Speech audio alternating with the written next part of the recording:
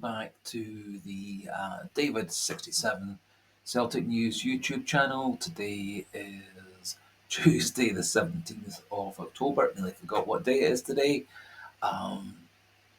Today going to do a little bit of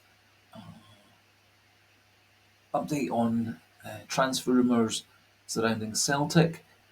Also included with that is scouting highlight reel for the player that Celtic are said to be closely following and scouting again. And in the second half of the video, quick update on Celtic's players on international duty over yesterday evening and today, including some exciting news regarding Kyogo.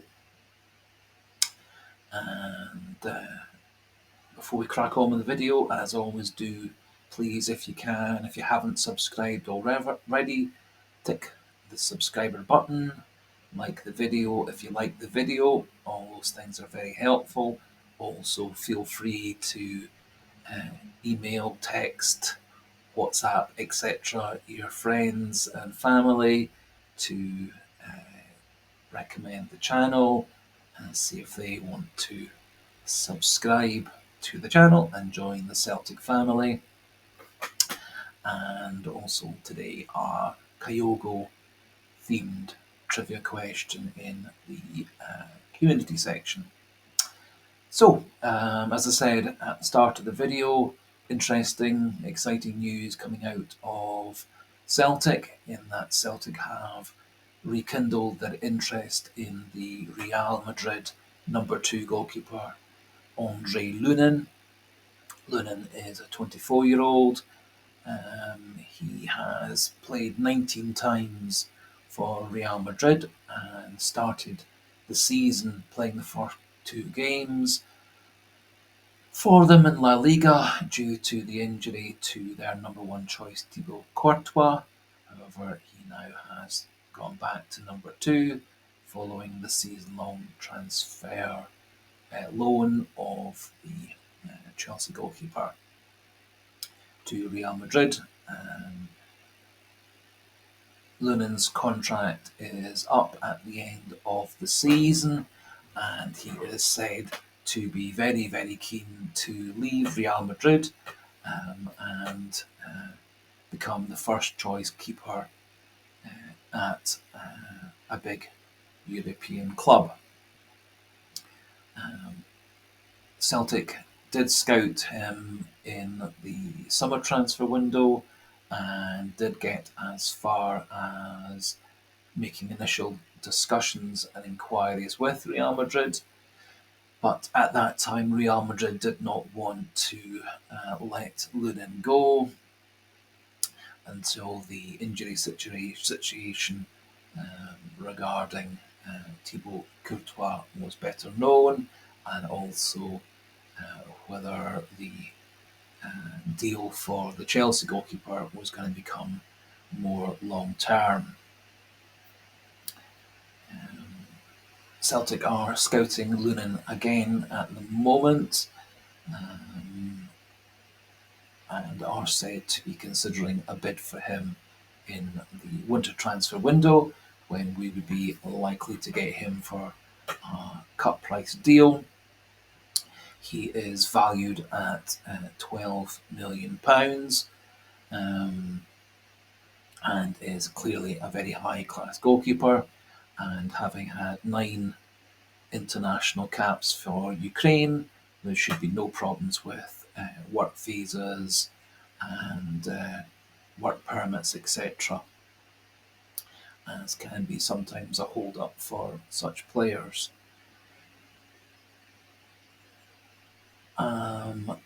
Going to include just in after this wee discussion piece a quick highlights reel for Lunin, but having watched various scouting reels for him via YouTube and online, he clearly is a big acrobatic goalkeeper, 6'3" tall, however very quick on his feet, very quick reactions, very agile and acrobatic, great shot stopper, plays the sweeper keeper role well, quite comfortable playing with the ball at his feet and dealing with pass backs from teammates, good at distributing to the defenders and out wide to the wide players. Um, and one thing I think that separates him from Joe Hart, as well as being a good 10 years younger, is that he seems to be very commanding in his box, comes for crosses, very quick anticipation to break up attacks, and I think he would be very much a definite upgrade on Joe Hart. It would appear Celtic are negotiating with Joe Hart to extend his contract to have him as a backup choice for Lunin. And I think that also would be an upgrade on our current two backups of Siegrist and Bain. And so may well be a win-win deal all around for Celtic. The other goalkeeper, of course, under consideration by Celtic is Kevin Kelleher, the number two goalkeeper at Liverpool. It seems a very similar situation regarding Kelleher, although Kelleher's contract has a couple more years to run. Kelleher apparently is very keen to leave Liverpool and become the number one choice at another club. He obviously has quite a lot of links to Celtic, and I think he would be very keen to come to Celtic. Um, Slight problems with both Kelleher and Lunin would be that their current wages are significantly out with Celtic's usual wages budget, but they may well be willing to accept lower weekly wages with the view to being the number one undisputed first choice at the club. So, just going to pop in the Andriy Lunin highlights reel and then we'll have a quick chat regarding Celtic's players on international duty.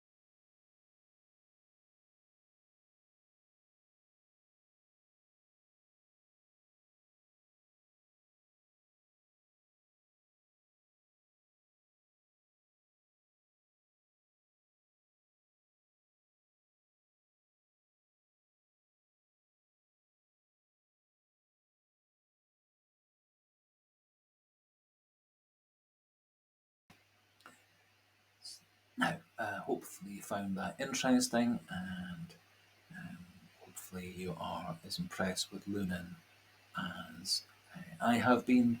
But feel free to pop your own comments into the comment section.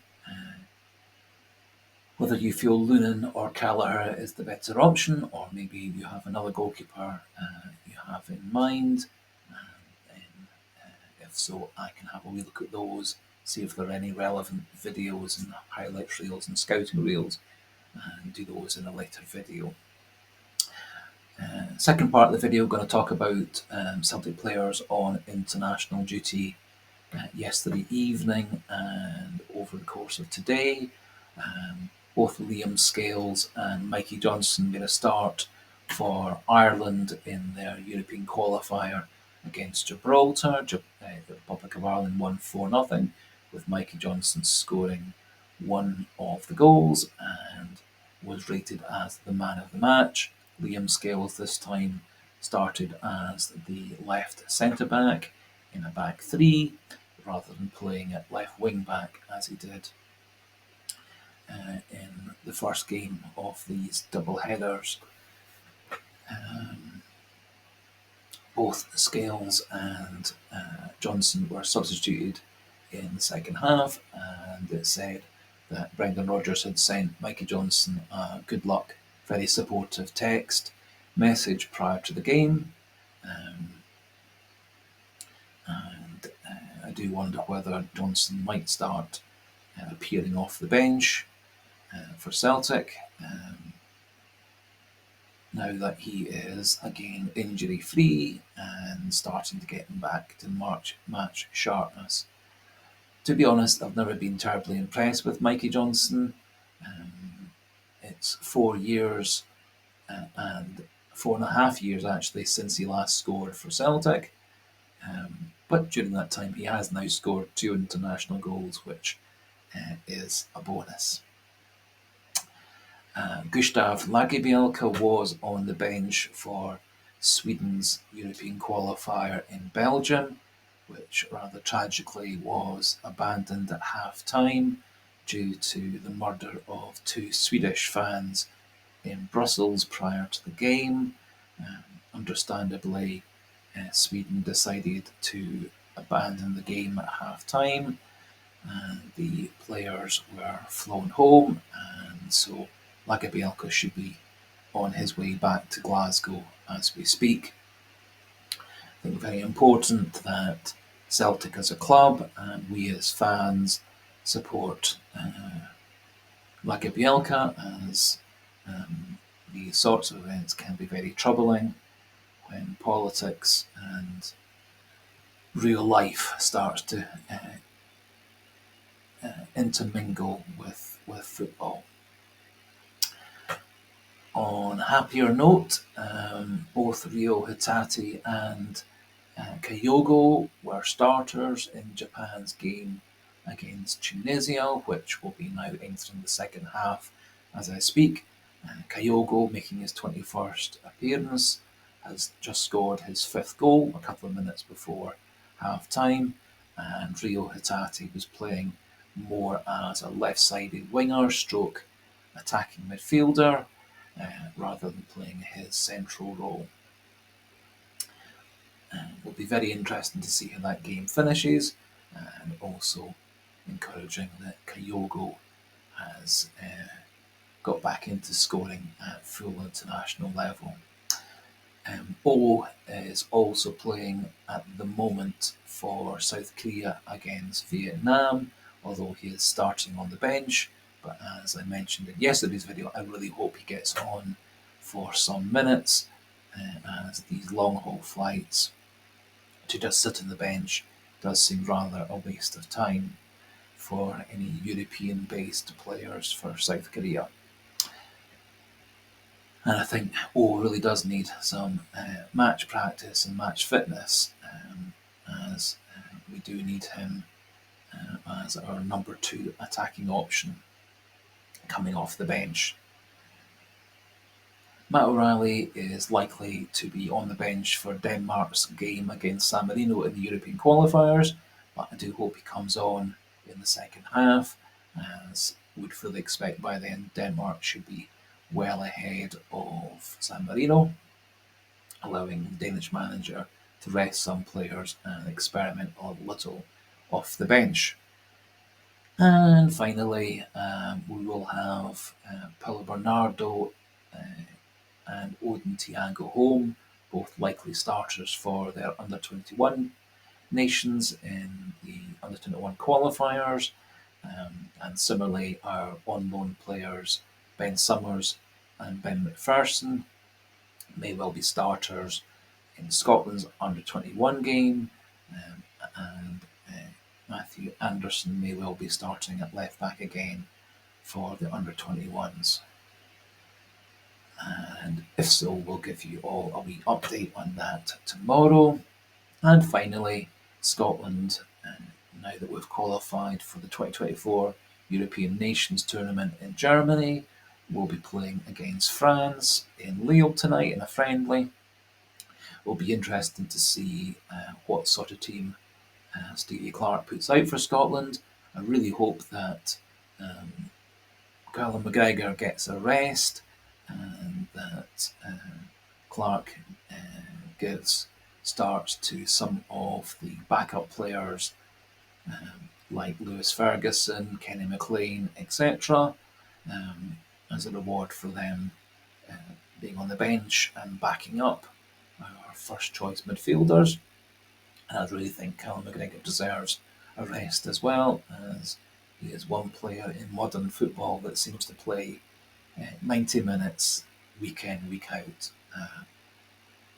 Also, we'd expect that Greg Taylor will start at left back or left wing back, depending on what formation Clarke goes for, and it will also be good to see how he copes back at international level, as it may well give him further confidence going into the Champions League next 4 games and the rest of the season. So, finishing off at that point there, do have a wee look at the Andriy Lunin highlight reel, and feel free to make any comments. Please like and subscribe if you haven't liked and subscribed already, and please pass on the details of the channel to others you think might be interested in these sorts of videos and opinions. And for today, thanks for listening, thanks for watching, goodbye, chat again tomorrow, and hail, hail!